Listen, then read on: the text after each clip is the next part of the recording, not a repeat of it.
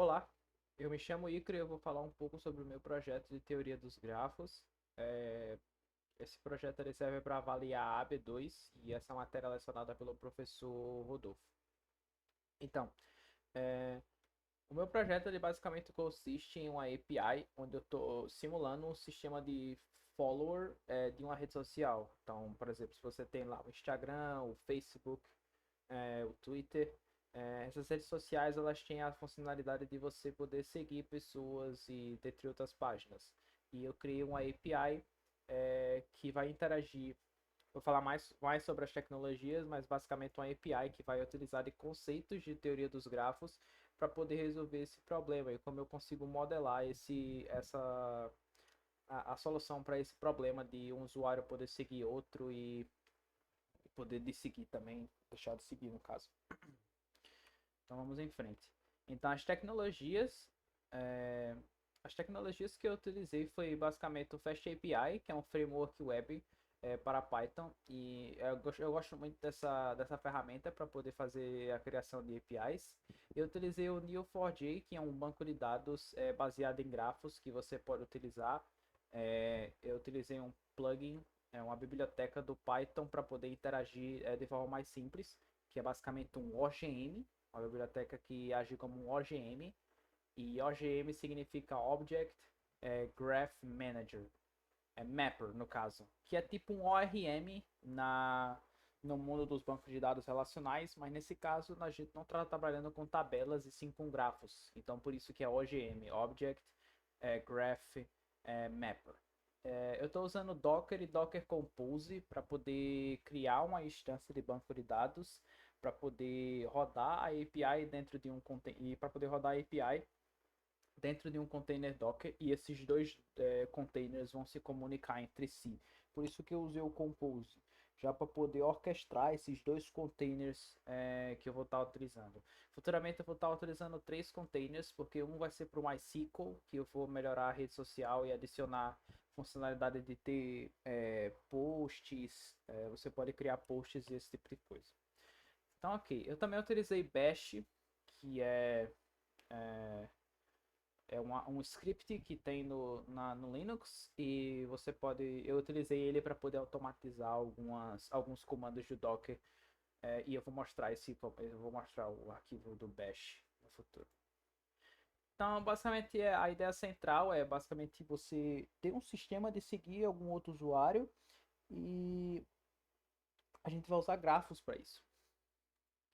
Então, basicamente, a gente tem aqui um grafo onde você tem uma pessoa que vai seguir a outra, e é basicamente assim que vai ficar lá no Neo4j. Eu vou. A gente vai criar usuários usando a API, a gente vai fazer com que o usuário siga o outro, esse tipo de coisa. Então, vamos lá. Vou fechar aqui. Vamos agora para o VS Code para eu explicar um pouco qual foi a arquitetura que eu usei para minha API e qual foi o pensamento que eu tive. Então, primeiramente, vamos ignorar essas primeiras três pastas e vamos começar no app. O app é basicamente o main, né, o principal, porque é ela que vai se comunicar com essas outras duas pastas aqui, que eu vou chamar de camadas. Então a gente tem a camada do app, do data sources e do domain. Então o app ele vai se comunicar com essas outras camadas. Então quando a gente vem aqui no app, a gente tem rotas e esquemas. É, eu vou ignorar o rotas por enquanto, porque rotas não tem nada dentro dela. Né? Futuramente eu vou separar a API em rotas para poder ficar mais limpo. Mas por enquanto as rotas estão tudo aqui dentro da main. Mas antes disso, a gente vê aqui nessa pasta esquemas, e esses esquemas não tem necessariamente alguma coisa a ver com banco de dados. É algo mais do Fast API. Porque quando a gente passa alguma coisa no body de um request, né, quando a gente faz um request em algum endpoint da API, a gente passa, quando é um post, por exemplo, a gente passa no body algumas informações, né, no corpo da request, algumas informações que a gente quer passar para a gente poder interagir, adicionar no banco de dados, esse tipo de coisa. Então é assim que a gente define um body lá de uma request no Fast API. Porque toda vez que a gente passar um JSON lá e ele tiver um name, ele vai usar essa biblioteca chamada Pydantic para poder checar se realmente é um name no formato de string. Então, é muito legal essa funcionalidade do Fast API, mas a gente não vai entrar muito em detalhes porque não é um vídeo que fala diretamente sobre Fast API. Então aqui é que está o segredo. A gente tem aqui várias endpoints do nosso projeto. Então, se a gente for lá na nossa API e a gente fizer um get no /users, no /users, a gente vai ter, ele vai executar essa função aqui. Ele vai pegar o banco de dados, o meu banco de dados, e vai retornar do banco de dados todos os usuários. Ele vai retornar exception caso dê algum problema aqui. Então, aqui é o seguinte. O que é que está acontecendo aqui? Esse database, ele vem do domain. O domain, ele é o domínio da nossa aplicação. É basicamente onde vai ficar o nosso repositório. Pense no repositório como alguma coisa que entre em contato, não diretamente com o mundo externo, mas ele entra em contato com a entidade que entra em contato com o mundo externo. Então, aqui no User Repository, que é o que esse database a gente está tratando o nosso banco de dados como um repositório de usuários. E esse repositório de usuários, ele entra em contato com o User Data Source. E esse User Data Source, a gente vai ver depois, mas basicamente ele entra em contato diretamente com o nosso banco de dados. O nosso banco de dados do Neo4j. Então aqui, no nosso repositório, o repositório ele não necessariamente sabe de onde está vindo esses usuários. Ele só chama uma função que está pegando os usuários, mas ele não sabe de onde está vindo. Quem sabe onde está vindo esses usuários é o data source. Então não é preocupação do repositório saber de onde é que está vindo os dados. Ele só sabe que ele está chamando essa função e essa função vai retornar uma lista de strings que vai ser basicamente o nome de cada usuário, os usernames de cada usuário. Então, é basicamente isso. A gente tem um user repository, que é basicamente a classe que vai entrar em contato com a entidade, que é o data source. E esse data source vai entrar em contato com o mundo externo, que é o nosso banco de dados Neo4j. Então, com isso entendido, com isso muito bem claro, a gente pode ver aqui como é que a nossa API funciona. Então, o workflow é o seguinte: a gente vai acessar usando o get o /users. Depois que ela acessa o /users, ele usa o repositório para entrar em contato com o nosso data source. Então, a gente vai executar essa função. Ele vai executar a função getUsers do data source. E o data source vai fazer o seguinte: o data source ele vai entrar em contato direto com o nosso banco de dados. Então, a gente tem esse neo4j boot URL. E esse URL aqui, ele é basicamente o URL de conexão do Neo4j. Então, esse URL de conexão, a gente vai se conectar com o banco de dados e aqui a gente vai fazer as operações. Então, lembra lá do getUsers, que ele vem daqui, ó.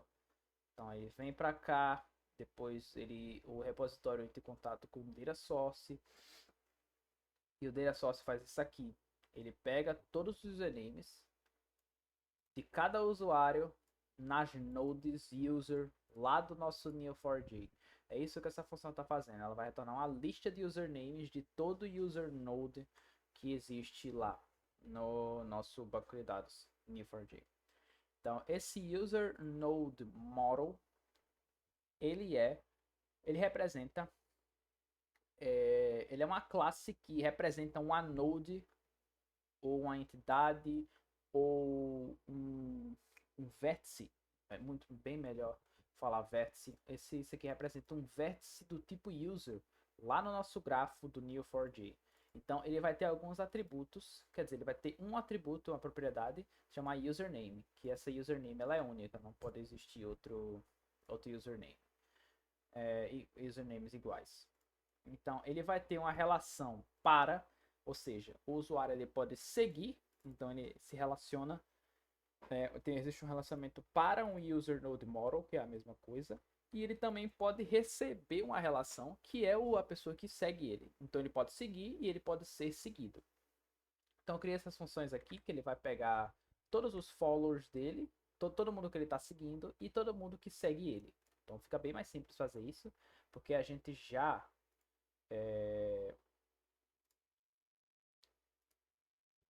Poxa, pra ser bem sincero, a gente podia alterar isso aqui, eu nem tava usando. Quer dizer, não posso. Deixa pra lá. Eu não posso usar aquele método aqui. Só usa lá embaixo. Mas enfim. A gente retorna aqui a lista de todos os usuários que seguem ele. Então, voltando aqui, vamos para a próxima aqui, que é o Create User. E o Create User, ela é o seguinte, ele recebe lá no meu body aquele user lá, ó, lembra? Do esquema do Fast API, ele recebe esses dados aqui. Ele recebe obrigatoriamente esses três, que é o name, username e a age. E ele também pode ter uma descrição e uma profile picture, que é a foto de perfil. Mas elas são opcionais, por isso que ela pode ser string ou none. String ou none, que é um valor, um tipo de dado opcional. Se ela tiver lá ou não importa. Então aqui ele vai criar um usuário. Ele cria o usuário. Então, se o usuário ele já existe, a gente vai dar uma opção.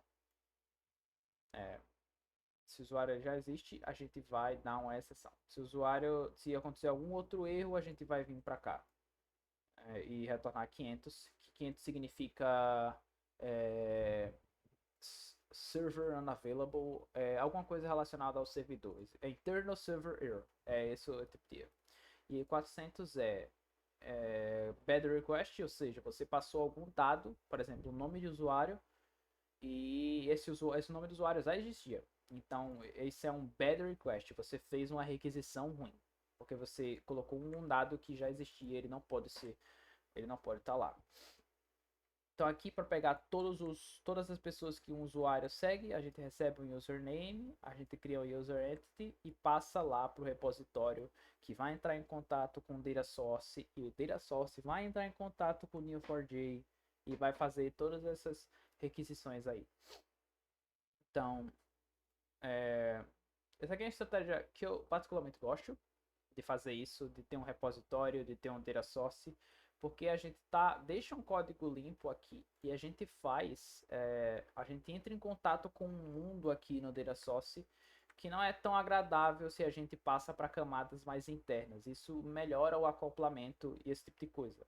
Até porque se a gente passa outro tipo de dado aqui, ó, se a gente quiser entrar em contato com outro banco de dados, a gente só cria e substitui em um lugar e bota os mesmos métodos.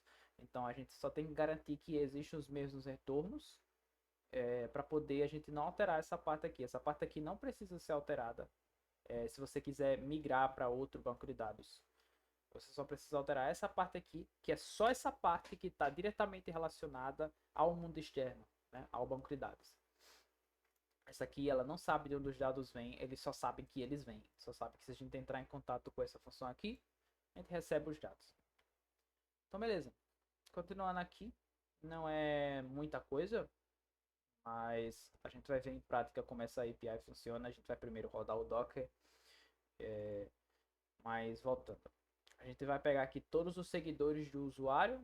Então a gente passa um username, cria uma user entity e pegue todos os users followers. Então, pode existir situações onde a gente passou um username e esse username ele não existe.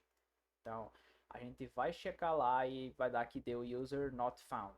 Então, esse user not found foi eu mesmo que criei esse erro. Então, tem dois tipos de erro aqui. Então, se a gente passa um username ele não existe, a gente dá esse erro aqui, que a gente pode checar aqui mais facilmente e voltar uma resposta, um status code apropriado para cada tipo de erro. Então, eu gosto dessa estratégia também. Mas a gente pode ter que o usuário já existe, você está tentando criar um usuário com um username que já existe, então é um erro, então a gente pode retornar esse erro também. Então aqui, então aqui é a principal funcionalidade, né? O de seguir. Então o usuário pode seguir e pode deixar de seguir. Então a gente passa o primeiro username, que é o username do usuário que quer seguir, para o usuário que será seguido, basicamente. Então a gente pega, cria duas user entities e passa para o nosso banco de dados que a gente quer seguir esse primeiro com o segundo. Então, quando a gente acessa aqui, a gente vai entrar em contato com o mundo externo E o mundo externo vai fazer o seguinte: ele vai pegar o usuário lá com essa função getUser. Essa função vai retornar ou usuário ou none. Porque se ele retornar none, significa que o usuário não existe. Então a gente pode já descartar de cara, porque a gente não pode seguir um usuário que não existe, certo? Então a gente pega os dois usuários, checa se algum dos dois é none e se for, a gente coloca user not found. User not found e a gente dá coloca uma mensagem de erro bem mais clara para a pessoa que está consumindo a nossa API. Então, aqui é o segredo. Aqui na última linha é onde o Neo4j e a biblioteca NeoModel, que é o OGM, faz o trabalho dela. A gente vai pegar o primeiro usuário, a gente vai pegar os follows desse usuário e a gente vai conectar. A gente vai conectar ao second user.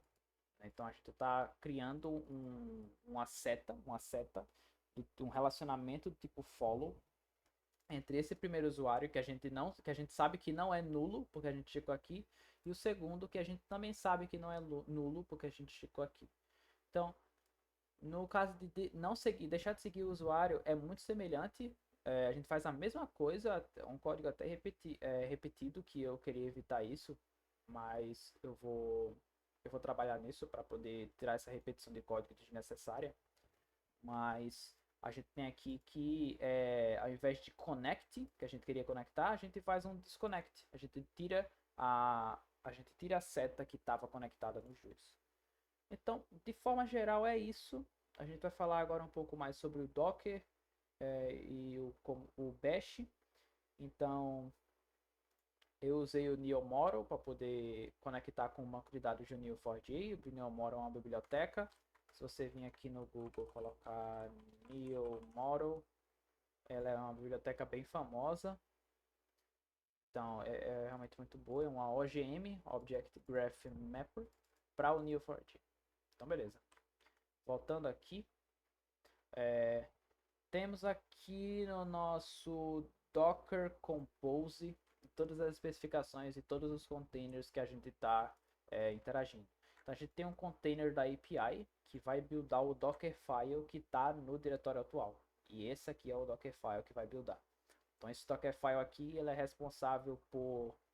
A gente vai criar uma imagem a partir dele e criar um container a partir dele. O que é que ele faz? Ele usa o Python, ele cria uma pasta chamada app, ele copia o arquivo de requirements, né, que a gente tem, que é a nossa lista de requisitos, as bibliotecas que a gente está usando, e passa para dentro do container. Instala tudo que está no requirements, copia tudo do nosso projeto para o app e rode esse comando. Esse comando aqui ele usa uvicorn, que é tipo um programa que ele vai servir para criar um servidor do nosso Neo4j, da nossa Fast API, a nossa API. Então beleza. Esse container aqui, a gente vai passar aqui esses dados aqui, ó. A gente tem aqui o e-mail, o nome e a senha do nosso banco de dados. Está rodando localmente, não importa de mostrar essa senha. A gente vai se conectar com o Neo4j Container, que é esse container aqui, na porta 7687, que é a porta usada para poder se conectar com o banco de dados. Então, falando em Neo4j, a gente tem aqui o nosso Neo4j, que vai usar a imagem do Neo4j, está lá no Docker. Se você dar um Ctrl clique, ele vai abrir aqui no Docker Hub e vai ter aqui a nossa imagem do Neo4j. A gente já fez isso em projetos passados, na matéria. Então a gente vai ter aqui as portas. As portas elas basicamente vão expor o nosso container. Lembrando que o container ele não necessariamente é uma máquina virtual, ele é um ambiente isolado que roda no nosso sistema operacional, mas ele é isolado do nosso sistema operacional. E a gente vai poder expor a porta. Essa aqui é a porta do meu computador, que vai estar exposta para mim. E essa é a porta que está vindo do meu container. A gente está criando basicamente uma ponte entre os dois. Então essa aqui é a ponte. Na porta 7474 do Docker, abra um espaço para poder se comunicar com esse container na porta 7474. Então essa mesma coisa aqui embaixo para 7687, 7687. Então aqui eu vou passar o o Neo4j Alt, que é basicamente o meu username e a minha senha. Lá do Neo4j, que a gente vai usar lá, tanto no nosso programa, tanto na internet, no nosso browser, para poder entrar em contato com o Neo4j e ver como é que as nodes estão se comportando. Então a gente tem aqui o Volumes, que é onde o Neo4j vai armazenar todos os dados, e a rede, que é Social App Network. Então todos eles estão conectados à mesma rede. Eu criei uma rede aqui e todos eles estão na mesma rede. Então para a gente poder se comunicar entre si. E esse aqui eu não vou falar tanto sobre ele, porque isso aqui para um projeto futuro, onde eu vou expandir a rede social. E expandir na rede social eu vou poder colocar posts no nossa rede social. Claro que essa rede social não vai ser real, é só para título de aprendizado mesmo.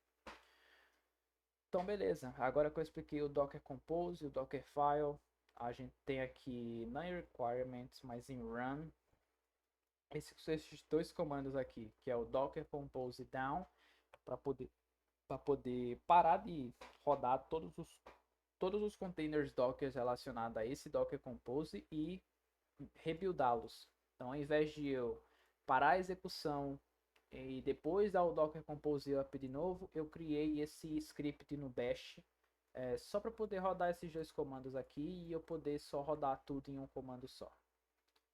Então, voltando aqui.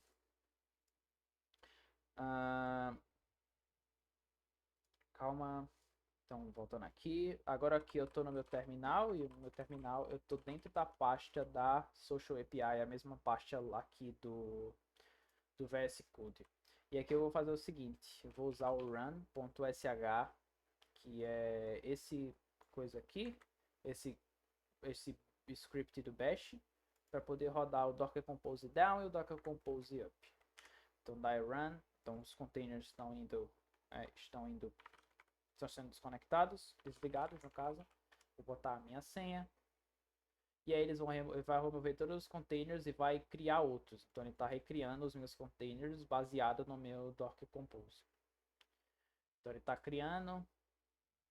Agora ele vai dar algumas mensagens a respeito do MySQL, a gente vai ignorar.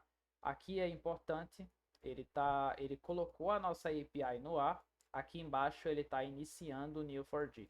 Então agora que a nossa API está no ar, a porta 8000, e o nosso Neo4j também está no ar, na porta 7474, e para o Bolt, que é a porta que a gente vai usar na nossa API.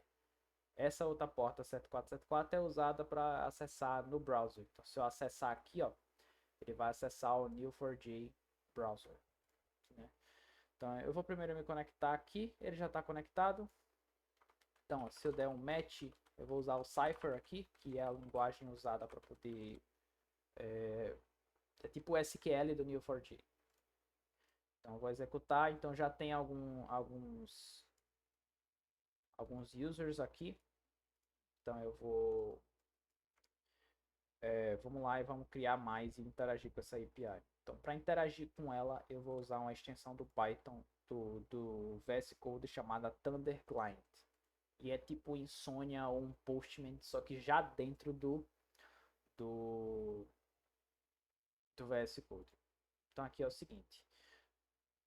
Lembra lá que quando a gente faz um get no /users, a gente está pegando todos os usuários que existem. Então a gente tem o Wilbert D e o Luciano, que são dois usuários que já existem. Então se a gente vir aqui e colocar um post nesse mesmo endpoint, a gente cria um novo usuário. Então eu vou colocar aqui Ícaro. Aí vai ser Ícaro D. Aí eu posso apagar essa descrição, que ela é opcional, e eu vou dar um send, ele criou. Então se eu voltar aqui e dar um get de novo, ele vai listar que eu fui criado aqui. Então agora eu vou criar um usuário chamado Rodolfo. Então o Rodolfo, ele vai ter aqui 19 anos também. Vou dar um post, beleza, criou o Rodolfo. Agora eu vou dar um get de novo. Agora o Rodolfo, ele tá aqui conectado. Ele foi criado no nosso banco de dados. Se a gente voltar lá no nosso Cypher, no nosso Neo4j, a gente dá um OK, a gente pode ver que o Rodolfo e o Ícaro, esses dois aqui foram criados. Realmente está lá no nosso Neo4j. Então vamos voltar para cá e vamos usar a API para fazer com que o Ícaro siga o Rodolfo. Então A gente vem aqui, fala users, aí eu vou usar o meu username, que é único, barra follow, barra o nome da pessoa que eu quero seguir. E esse aqui vai ser um post. Então quando eu dou um post, agora Ícaro Days following Rodolfo. Então se eu voltar aqui e der um match, eles não estão conectados ainda, mas agora que eu rodei, eu vou rodar de novo aqui.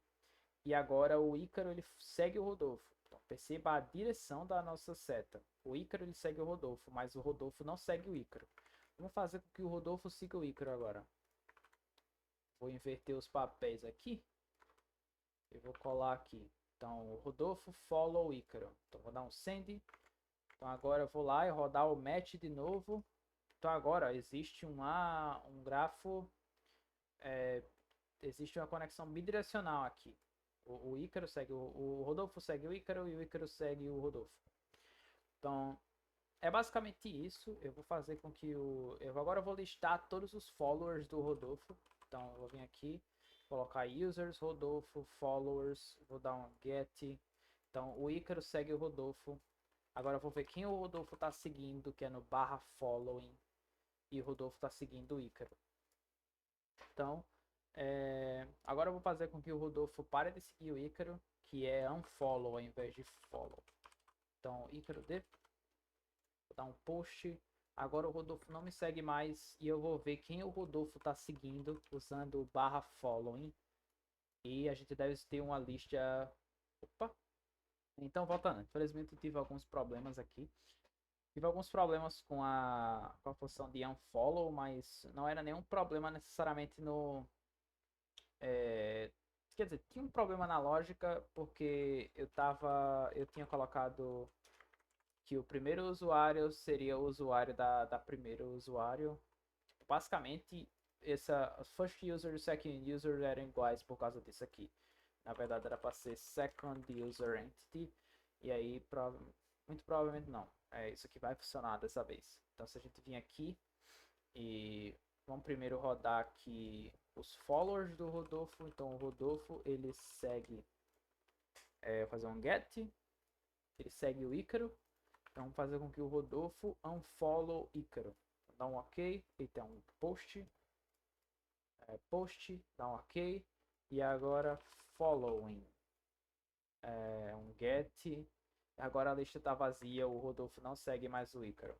Se a gente voltar aqui e dar um match, agora o Ícaro segue o Rodolfo, mas o Rodolfo não segue o Ícaro. Então, ó, agora está correto. Infelizmente eu não tinha visto isso antes, teve que resolver agora, mas acontece. O importante é que agora está funcionando. Então, a gente tem um sistema de follows aqui. Seria uma estratégia muitíssimo semelhante se a gente fosse fazer o sistema de bloquear uma pessoa, por exemplo. Você poderia bloquear uma pessoa. Primeiro, não sei, o Rodolfo quer bloquear o Ícaro. Então a gente retira todas as conexões entre eles, porque se a gente está bloqueando, a gente não quer mais que a pessoa siga e nem você vai seguir essa pessoa. Então a gente retira todas as conexões, caso elas existam, e aí estabelece uma relação nova que se chamaria block,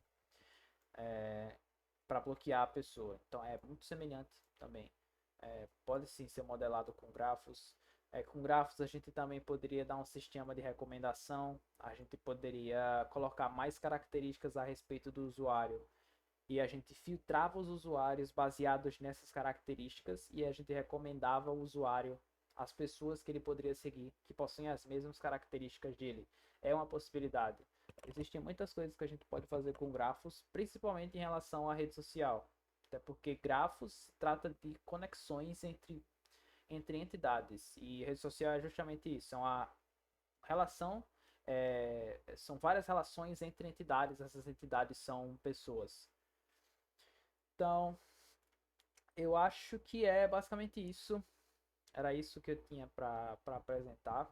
Eu agradeço a atenção e até mais.